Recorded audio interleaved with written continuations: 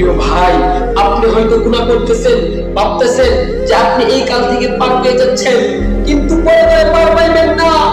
আপনি ভাবতেছেন আমি গোপনে গুনাহ করতেছি, কেউ তো আমাকে দেখতেছে না। কিন্তু একটি কথা মনে রাখবেন, আপনার হয়তো গুনাহ কেউ দেখতেছে না, কিন্তু উপরে একজন রয়েছে যিনি আপনার গুনাহ দেখতেছেন। এই জন্য আল্লাহ পাক রব্বুল আলামিন বলেন, আল ইয়াউমা নাখতিমু আলা আফওয়াহিহিম ওয়া তুকাল্লিমুনা আইদিহিম ওয়া তাশহাদু আরজুলুহুম বিমা কানু ইয়াকসিবুন। কিয়ামতের দিন আল্লাহ পাক রব্বুল আলামিন আপনার মুখের ভিতর মোহর মেরে দিবে। আপনার হাত, আপনার পা, আপনার জিহ্বা, আপনার চক্ষু সাক্ষী দিবে। হাতে বলবে আল্লাহ আমার দ্বারা অমুকের অমুক গুনাহ কাজ করেছে, পায়ে বলবে আল্লাহ আমার দ্বারা অমুক গুনাহ কাজ করেছে, চোখে বলবে আল্লাহ আমার দ্বারা অমুক গুনাহ কাজ করেছে। তখন আপনি কি করবেন?